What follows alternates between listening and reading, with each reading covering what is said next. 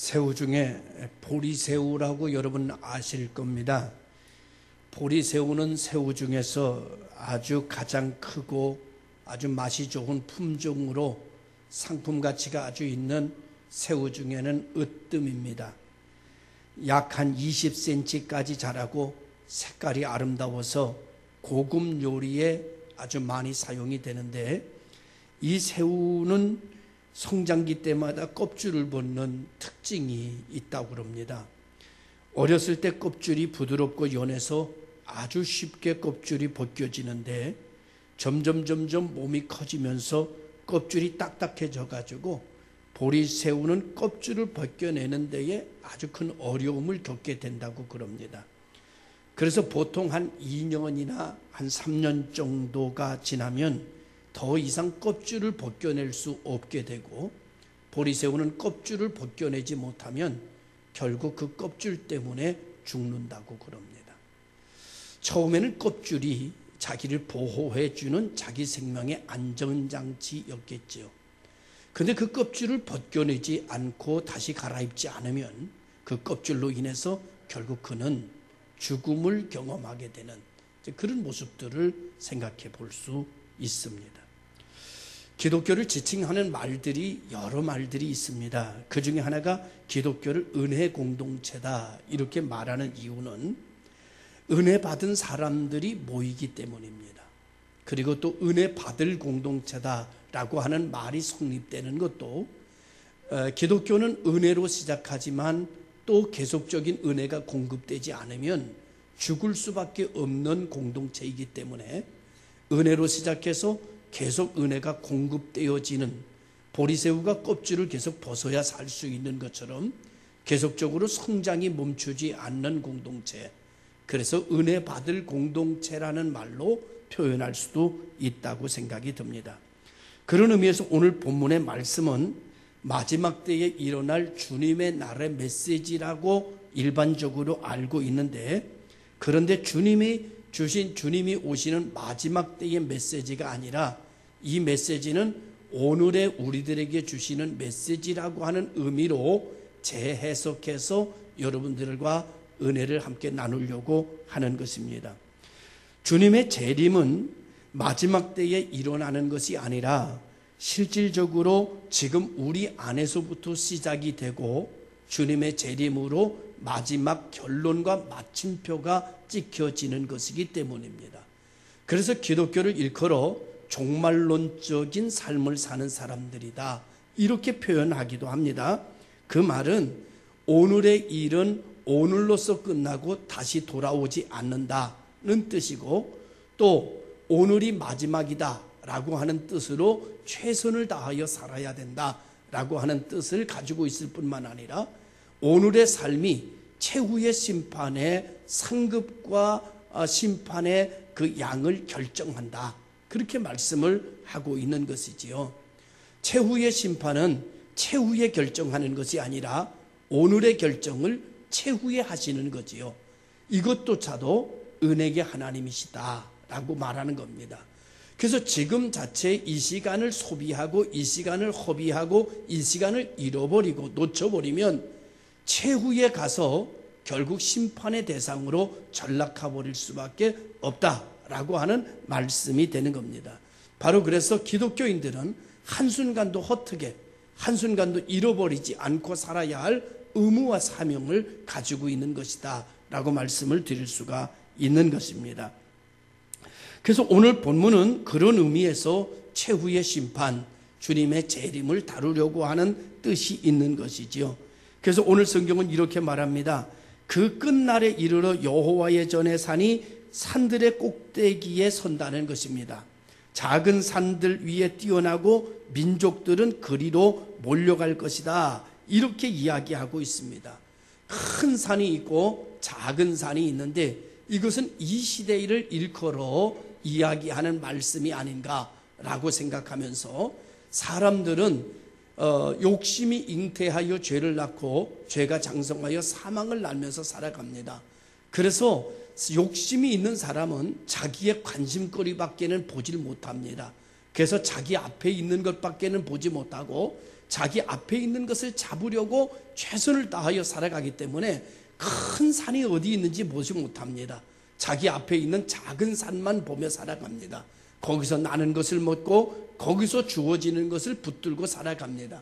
그런데 진짜 옥수 같은 물과 이 대지를 적시는 모든 그런 생수의 역사는 큰 산에서 나옵니다. 큰 산에서 나는 물은 작은 산에서 나는 물하고 본질적으로 다릅니다. 의미적으로 다릅니다. 시원하기가 다릅니다. 큰 산에서 나는 것이 지구를 살리고 큰 산에서 나는 것이 모든 생명체의 근본이 되어지는 물이 되어진다라고 그렇게 생각할 수 있습니다. 그런데 사람들은 자기 눈앞에 있는 산밖에는 보지 못합니다. 욕심에 가려서 자기 앞가림 밖에는 하지 못하기에 눈을 또 멀리 보지 못합니다. 크게 보지 못합니다. 그래서 인간의 문제는 우물 안의 개구리와 같이 살아갑니다. 그런데 우리 말씀이 육신되어 하나님께서는 큰 산이 되셔서 우리에게 오셨습니다. 그래서 사람들은 큰 산을 보지 못합니다. 그런데 큰 산을 보는 이들이 있습니다. 그 사람들이 은혜 받은 자요, 택함 받은 자요, 말씀이 육신이 되어 우리 가운데 거하신 예수 그리스도를 영접한 사람들은 땅의 일만 생각하는 것이 아니라 죽음 이후의 일까지 생각합니다. 이 나라의 일만 생각하는 것이 아니라 하나님의 나라의 일까지 생각합니다. 그렇기 때문에 큰 산을 바라봅니다. 우리에게 찾아오신 큰 산은 예수 그리스도입니다. 하나님이 말씀으로 우리에게 말씀하셨고 그 말씀이 육신이 되어 우리 가운데 오신 분이 예수 그리스도인데, 이 예수 그리스도는 땅의 문제만 해결하는 것이 아니라 하늘의 문제까지 해결하시는 우리가 이 세상에서 내 앞에 있는 작은 산이 아니라 하늘에 닿아 있고 땅에 닿아 있는 큰 산이 바로 만왕의 왕이시고 우리들의 구세주이신 예수 그리스도가 우리들에게 큰 산인 줄로 믿으시기를 주의 이름으로 축원합니다. 이제 그 큰 산에서 나는 물을 마시고 큰 산에서 나는 음식을 먹는 이들은 이 작은 산에 붙잡히지 않습니다. 작은 산에 매이지 않습니다. 그래서 하나님에게 붙잡히고 하나님에게 매여서 하나님의 나라를 생각하고 하나님으로부터 오는 신령한 것을 먹으면서 이 땅에서 간증하며 증언하며 살아가는 놀라운 역사가 일어나게 되는 것입니다. 이 사람들을 일컬어 바로 하나님의 사람, 그리스도인이다 이렇게 말하는데, 그 그리스도인들이 바로 여기에 있는 여러분과 제가 되어지게 되는 것이지요. 이것을 성경은 은혜라고 표현합니다. 왜냐고 하면 이건 내 힘으로나 노력으로나 어떤 열정으로 되어진 것이 아니라 말씀이 육신이 되어 우리 가운데 오셔서 내가 그를 알지 못하였을 때 나의 죄를 위하여 십자가에 못 박혀 죽으시고 나를 믿으면 멸망치 않고 영생을 얻게 한다라고 해서 하나님 자녀 만들어주신 이 놀라운 역사는 나로부터 출발한 것이 아니라 하나님으로부터 출발한 것입니다. 하나님의 능력으로부터 출발한 것입니다. 그래서 그 은혜로 말미암아 우리가 은혜의 공동체를 이루었습니다. 그 은혜가 누구냐고 하면 그 은혜가 예수 그리스도입니다. 바로 예수가 은혜입니다. 예수가 나와 함께 있는 것이 은혜입니다. 내가 예수의 이름을 부르는 것이 은혜입니다. 그분이 내 죄를 대속해 주신 것이 은혜입니다. 그리스도인들에게 은혜다라고 말하면 어떤 사람은 돈 좀 많이 버는 걸 은혜로 생각하는 사람도 있습니다. 권력에 좀 높이 올라가면 은혜 받았다라고 생각하는 사람이 있습니다.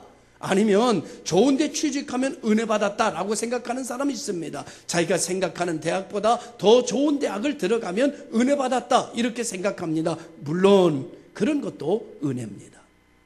그런데 본질적인 은혜를 말씀을 드리라고 하면 그 은혜는 예수 그리스도입니다. 그것은 하나님과 연결되는 선이요, 하나님의 축복을 받는 통로요, 하나님의 놀라운 역사를 우리가 가지고 움직일 수 있는 능력이요, 은사입니다. 이것은 다 누구 안에서 이루어지는가 하면은 예수 그리스도의 이름 안에 있는 것입니다. 하나님께서 예수 그리스도에게 하늘과 땅의 모든 권세를 주셨습니다. 그러므로 예수 그리스도를 우리가 붙들고 예수 그리스도를 믿으며 예수 그리스도의 이름으로 행하면 하늘과 땅의 권세가 우리를 통하여 바깥에 분출되고 나타나는 역사가 일어나게 됩니다. 그것이 흘러가는 곳마다 죽은 강이 살아나고 광야에 화초가 피는 역사가 일어난다고 성경은 우리에게 말씀해 주고 있습니다. 그러므로 작은 산이 아니라 하늘과 땅에 닿아 있는 산, 하나님과 우리를 연결시키는 산, 그 산은 바로 예수 그리스도입니다. 그러므로 예수 그리스도를 보고 예수 그리스도를 믿고 예수 그리스도로부터 나는 물을 마시는 물이, 그 물이 성경은 영생수라고 그렇게 말해주고 있습니다. 근데 안타깝게도 사람들은 욕심이 앞을 가려서 멀리 보지 못합니다. 큰 산을 보지 못합니다. 자기 앞에 있는 앞가림만 보면서 자기 앞가림만 하기에 급급합니다. 이런 말이 있죠. 돈을 따르면 여러분 돈이 도망간다고 그러잖아요. 돈이 나를 따라야지. 여러분 오늘 우리는 예수 그리스도를 은혜라고 여러분에게 말씀드립니다. 그 예수 그리스도가 내 안에 계시고 내가 예수 그리스도 안에 있어서 예수 그리스도의 이름을 가지고 큰 산에서 나는 물을 마시면서 예수 그리스도의 능력을 충만케 해서 그 은혜가 흘러가게 만들면, 은혜가 흘러가게 만들면 천하만국의 모든 것들이 내게로 돌아오는 역사가 일어나게 됩니다. 사람들은 어디로 몰려드는가 하면 은혜가 있는 곳으로 몰려듭니다. 은혜가 없는 곳에 몰려들지 않습니다. 은혜가 있는 곳으로 찾아갑니다. 요즘에 경제가 어렵다고 그럽니다. 그래서 구멍가게를 내놓고 장사가 되지 않는다고 아우성칩니다. 그런데 여러분 비결 가르쳐 드릴까요?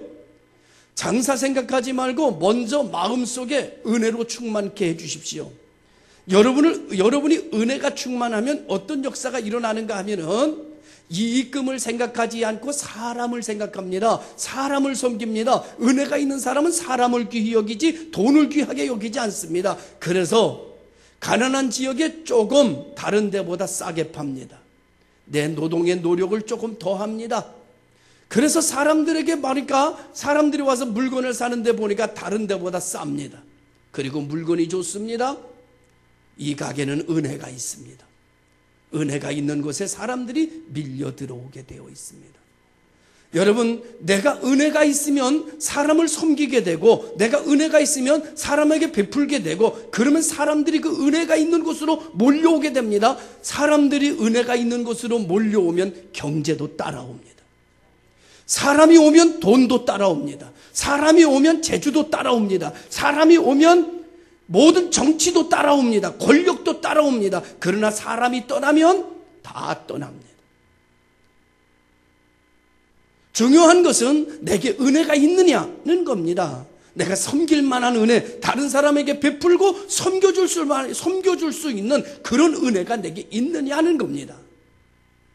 내게 은혜가 있는 게 우선입니다. 그 은혜는 예수 그리스도입니다. 예수 그리스도가 왜 은혜인가 하면 값없이 주셨기 때문입니다. 그래서 내가 예수 그리스도가 내 안에 있으면 나도 다른 분들에게 값없이 베풀게 됩니다. 값없이 섬기게 됩니다. 그러면 사람이 나를 따르기 시작합니다. 사람이 오기 시작합니다. 그렇게 되면 사람과 더불어 이 모든 것이 같이 따라옵니다. 오늘 이 시간 여러분들이 무엇인가를 원하면 은혜를 받으십시오. 은혜를 충만하게 하십시오. 그리고 은혜가 여러분을 통해서 흘러가게 하십시오. 그러면 여러분의 원함이 다 다시 돌아오는 역사가 일어나게 될 것입니다. 사람은 은혜 있는 것을 좋아합니다. 그래서 교회는 은혜가 있는 교회여야 합니다. 은혜 있는 교회, 복 있는 교회가 은혜 있는 교회여야 합니다. 다른 것은 없어도 교회는 생명이 은혜입니다. 은혜는 섬김이요, 은혜는 베품이요, 은혜는 친절이며, 은혜는 인사고, 은혜는 예절이며, 은혜는 나눔입니다. 예수 그리스도가 우리를 위하여 하신 것처럼 12월쯤 돼서 우리도 다시 생각합니다. 은혜란 무엇인가? 은혜의 공동체는 무엇을 하는 공동체인가? 이것은 나눔의 공동체요, 베품의 공동체요, 섬김의 공동체요, 바로 이 향기를 통하여 예수 그리스도를 높이는 공동체입니다. 교회가 산에 있느냐 어디 있느냐 중요하지 않습니다. 교회가 은혜가 있으면 사람은 몰려오게 되어 있습니다. 우리 교회가 은혜가 있으면, 그래서 어떤 분이 그렇게 책을 썼습니다. 교회는 인사만 잘해도 부흥된다. 은혜가 뭡니까? 인사 잘하는 겁니다. 누군가가 오면은 인사하는 겁니다. 기쁘게 인사하는 겁니다. 억지로 하는 것이 아니라 만연의 미소를 짓고 아주 반갑게 인사하는 겁니다. 그리고 섬기는 겁니다. 그리고 대접하는 겁니다. 그리고 격려하는 겁니다. 그리고 용기를 불어넣어 주는 겁니다. 누가 그렇게 했는가 하면은 예수가 그렇게 했기 때문입니다. 예수가 그렇게 했기 때문에 오늘 우리도 예수가 은혜인 줄 아는 사람은 우리도 예수처럼 사는 겁니다. 이것이 12월에 하나님께서 우리에게 주시는 메시지입니다. 사랑하는 성도 여러분, 사람은 은혜 있는 곳으로 갑니다. 여러분의 가게가 은혜가 있는가를 생각해 보십시오. 여러분의 회사가 은혜가 있는가를 생각해 보십시오. 여러분이 만나는 사람에게 맨날 뺏어 먹을 생각만 하지 좀 대접할 생각을 하느냐 그런 말이에요. 맨날 대접받을 생각만 하지 대접할 생각은 하느냐 그런 말이에요. 여러분, 은혜는 베푸는 자에게 옵니다. 교회는 은혜가 있어야 됩니다. 그리스도인은 은혜로 채워져 있어야 합니다. 그리스도인이 움직이는 기업, 그리스도인이 움직이는 생업에는 반드시 은혜가 흘러넘쳐야 됩니다. 때로는 손해가 날지라도 은혜를 잃어버리지 말아야 합니다. 돈을 붙잡는 것이 아니라, 이익을 붙잡는 것이 아니라 은혜를 붙잡고 살아야 됩니다. 그래야 모든 것이 나에게 돌아오는 역사가 일어나게 됩니다. 조금 더 쓰시지요. 조금 더 하시지요. 조금 더 일해 드리시지요. 조금 남은 마무리 있는데 이거 시간 다 끝났다고 그냥 가지 말고 그거 좀 시간 더 되더라도 마무리 져주고 가시지요. 그러면 다음에 일이 필요할 때 당신을 부를 것이기 때문입니다. 사랑하는 성도 여러분, 이 12월쯤 돼서 우리는 은혜가 있는가? 은혜는 예수 그리스도인데 예수 그리스도는 어떻게 내게 행하셨는가? 라고 하는 것을 다시 한번 생각해 볼 수 있어야 됩니다. 그래서 그리스도인의 삶은 언행심자를 가지고 복음을 나타내고 복음의 향기, 복음의 증언이 되어져야 되는데 이방 사람들은 그리스도를 알지 못합니다. 이방 사람들은 큰 산이 어디 있는지 알지 못합니다. 누구를 통해서 압니까? 큰 산에 갔다 온 사람을 통해서 압니다. 바로 그리스도인을 통해서 압니다. 이들은 335 모이면 이익을 위하여 이야기합니다. 어느 곳에 은혜가 있는가 하고 은혜를 찾아 헤매입니다. 그때에 그리스도인들이 말합니다. 큰 산을 보라고. 교회 갔더니 이런 은혜가 있고 내가 이런 은혜를 받았고 그래서 그들을 통하여 예수 그리스도가 전달이 됩니다. 그래서 그들을 통하여 보니까 그들의 삶이 윤택해지고 그들의 삶이 빛이 나기 시작합니다. 그래서 많은 사람들이 그들을 봄으로 교회로 몰려오기 시작합니다. 은혜가 있는 곳으로 다가오기 시작합니다.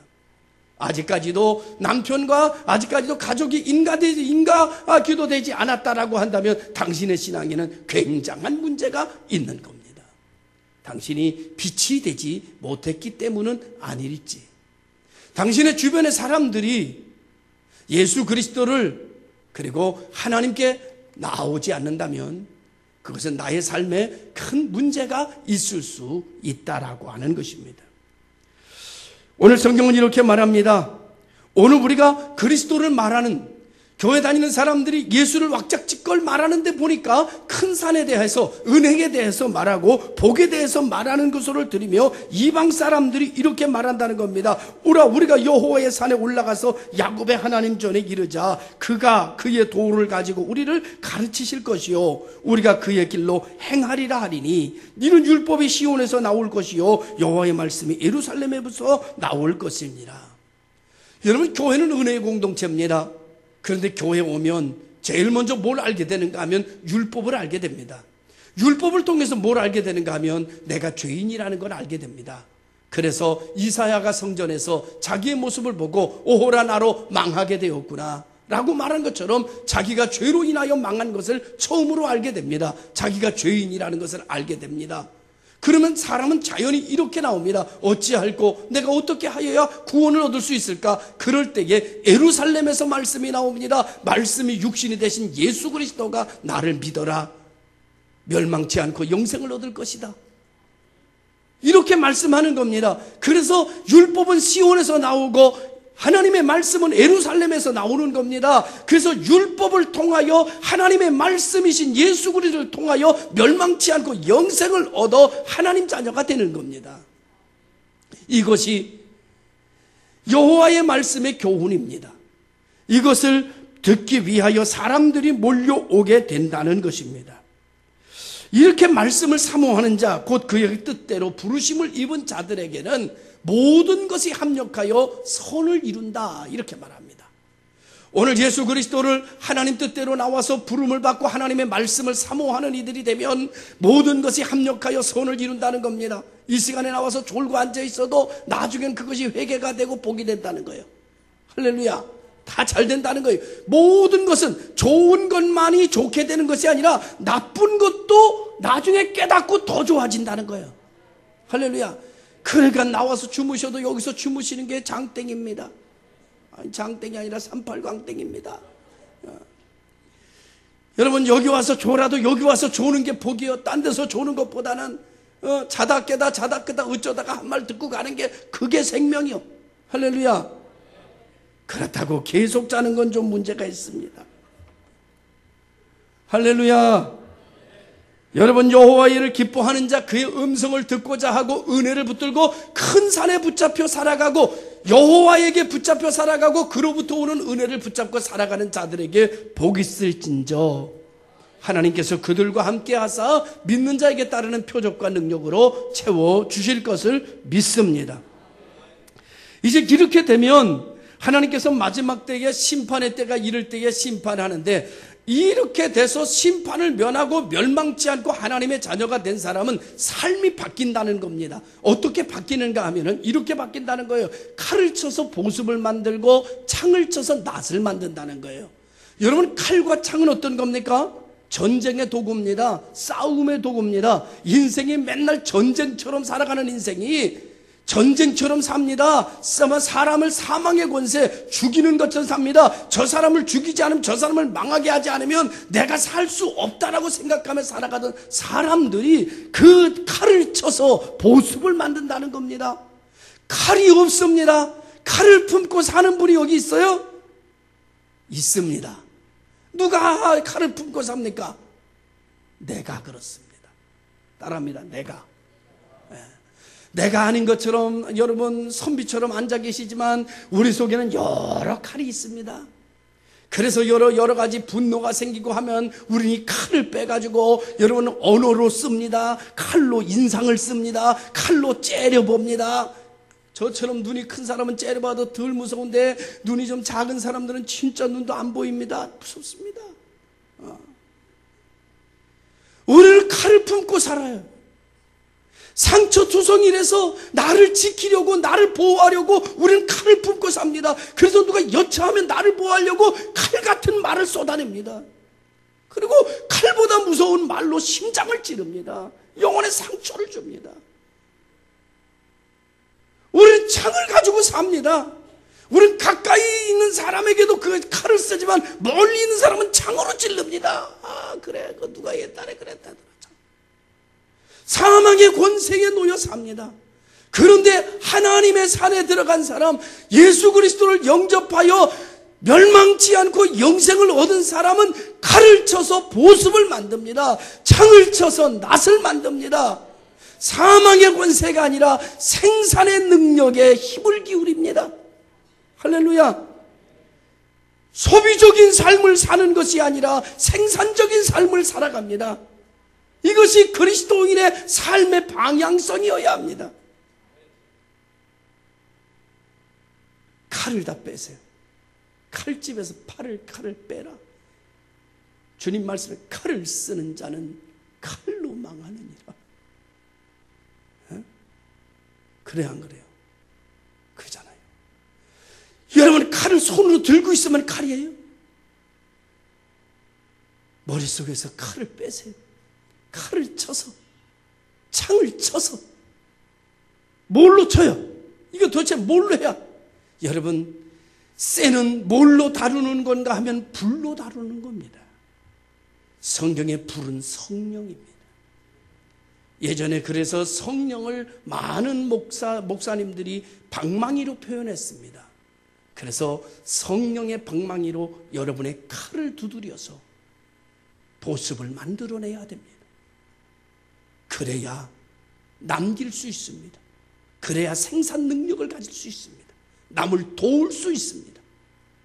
그래야 하나님이 영광 받으실 만한 사람이 됩니다.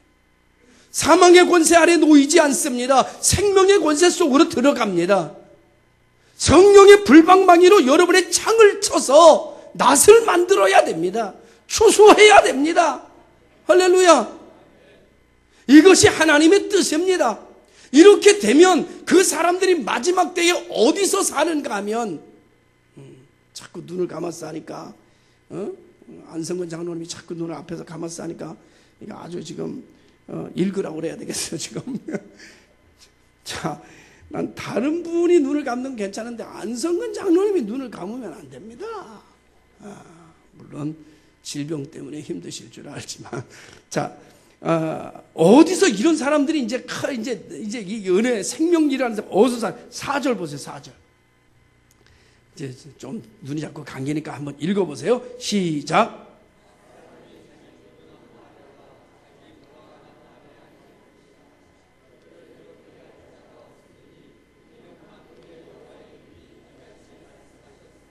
자, 이제 칼을 버리고 창을 버리고 보습을 가지고 낫을 가지고 추수하면서 생산적인 일, 하나님을 영화롭게 하는, 다른 사람을 살리는 일에 자기 자신을 헌신하고 하는 사람들에게는 하나님께서 그 사람이 어디서 살게 하시는가 하면 포도나무 밑에 앉는다는 거예요. 포도나무. 포도나무는 누구예요? 예수님이에요. 예수님. 그는 예수님 밑에서 산다는 거예요. 예수님과 함께 산다는 거예요. 그러니까 어느 누구도 그를 해할 수가 없다는 거예요. 할렐루야. 그들은 자기의 포도나무가 있다는 거예요. 여러분, 여러분의 포도나무가 있어요? 내 포도나무. 나는 어느 그늘에서 살아요? 어느 나무 밑에 앉아 있어요? 예수님 밑에 앉아 있어야 돼요. 예수 그늘 아래서 살아야 돼요. 예수 반경을 떠나면 안 돼요. 여러분에게 포도나무가 있는 분들이 되시길 주의 이름으로 축원합니다. 그 포도나무 밑에 앉아 사는 분들이 되시기를 바랍니다. 두 번째 나무가 나와요. 그 다음에 무화과 나무 아래예요. 무화과 나무는 뭐예요? 열매예요. 예수님께서 성전에 들어갔다 나오시면서 무화과 나무, 잎사귀가 많은 무화과 나무에 가서 열매를 찾아봤어요. 그때 열매가 없어. 그래서 그 나무를 저주했어요. 다시 말하면 포도나무 아래에 있는 이들은 보습을 가지고 낫을 가지고 사는 분들은 추수해서 열매를 가지고 있어야 된다는 거예요. 열매 있는 신앙인들이 되시길 주의 이름으로 축원합니다. 열매 밑에 앉아서 살아야 된다는 거예요. 많은 열매가 맺힌 열매 밑에, 그리고 만왕의 왕이신 예수님의 그늘 아래 우리가 살아가면 어떤 역사가 일어나게 되는가? 아무도 우리를 두렵게 할 자가 없다는 거예요. 할렐루야. 망하는 사망의 구름이 우리에게 오질 못한다는 거예요. 성령의 바람이 밀어내가지고 구름이 우리에게 오질 못해. 할렐루야. 구름 기둥으로 불 기둥으로 우리를 지켜주시기 때문에 우리를 두렵게 할 자가 없다 이거예요. 누가 그랬느냐? 만군의 여호와의 이름이니라. 바로 하나님께서 오늘 그랬어요. 칼을 들고 서로 치지 않고 연습하지 않으면 각 사람이 자기 포도나무 아래와 자기 무화과 나무 아래에 앉을 것이라. 그들을 두렵게 할 자가 없으리니 이는 만군의 여호와의 입에 이같이 말씀하셨음이니라. 하나님이 말씀하신 거예요. 여러분, 두려움이 없는 분들은 여러분 포도나무로 돌아가시길 바랍니다. 두려움이 많은 분들은 이 시간 신앙의 열매를 맺는 일에 정진하시기를 바랍니다. 칼을 쳐서 보습을 만들고 창을 쳐서 낫을 만드는 분들이 되시기를 주님의 이름으로 축원합니다. 그리고 큰 산에서 나오는 생수를 마시면서 살아가는 분들에게 두렵게 할 자가 없다. 성경은 이렇게 말합니다. 그러면서 그때가 되면 사람들은 더 악해집니다. 그래서 어떻게 되는가 하면 만민이 각각 자기의 신의 이름을 의지하고 자기 힘으로 살 수가 없으니까 너무 각박해지니까 자기 신의 이름을 자꾸 부릅니다. 자기의 신의 이름을 부르는데 그건 다 작은 산이요. 작은 산. 자기의 이익을 위해서 부르는 산. 그런데 여러분, 뭐라고 얘기를 하는가 하면 오늘 성경은 이렇게 말합니다. 오직 우리는 우리 하나님 여호와의 이름을 의지하여 영원히 행하리로다. 앞으로 어떤 일이 있어도 우리는 하나님을 떠나지 않을 것이며 우리는 큰 산을 의지하여 우리는 하나님의 이름으로 행하며 하나님의 이름으로 살 것이니라. 이렇게 성경은 우리들에게 말씀해 주고 있습니다. 자, 이제 주님이 우리에게 재림하실 텐데 주님의 재림은 오늘의 삶이 결정하는 것입니다. 주님의 재림하시는 그날에 무엇을 할 수 있는 것이 아닙니다. 오늘이 주님의 재림에 내 행동을 결정하는 것입니다. 그래서 오늘 우리가 어떻게 사느냐라고 하는 것 굉장히 중요합니다. 은혜는 예수 그리스도입니다. 예수 그리스도의 은혜입니다. 그 은혜가 내 안에 있으면 사람이 내게로 몰려옵니다. 그러면 사람과 함께 돈도 오고 명예도 오고 권력도 오고 다 옵니다. 내게 은혜가 없으면 사람들은 오지 않습니다. 은혜 있는 곳을 찾아서 간다고 그랬습니다. 오늘 우리 교회는 은혜가 있는 교회가 되기를 원합니다. 우리 개개인의 심령도 예수 그리스도의 은혜가 있는 심령들이 되어서 아주 큰 것도 덮어주고 넘겨줄 수 있기를 바랍니다. 아주 작은 것도 들춰내고 싸우는 교회가 아니라 아주 큰 것도 서로가 가려주고 막아주고, 그래서 그의 부끄러움을 치유해 주는 교회. 만나면 반갑게 인사하고, 몰라도 여기서 이렇게 안내하다가 이렇게 지나가는 사람, 저 사람 우리 교회 오는지 몰라도 주일날은 무조건 인사하는 겁니다. 어서 오십시오, 반갑습니다. 그러면 여러분, 그 사람이 나 이 교회 안 가는 건데 그래도 미안하지 않겠어요? 옛날에 이런 말이 있습니다. 인사해서 뺨 맞는 법은 없다. 아십니까? 오늘 여러분, 베푸는 자, 나누는 자, 섬기는 자, 주님께서 우리에게 하셨던 것처럼, 그래서 그분이 내게 은혜가 된 것처럼 나도 다른 사람에게 은혜가 되는 지체들이 되시기를 주의 이름으로 축원합니다. 기도하겠습니다. 참 좋으신 아버지 하나님, 은혜가 되는 사람 되게 하여 주옵소서. 사람들에게, 만나는 이들에게, 누구에게나 반가운 미소를 주고 친절한 말을 베풀며 덕스러운 삶으로 그에게 빛이 되고 그에게 향기가 되어 그가 나를 따라 시온으로 오고 예루살렘으로 오는 놀라운 축복의 역사가 일어나게 하여 주시옵소서. 예수님의 이름으로 기도드리옵나이다. 아멘.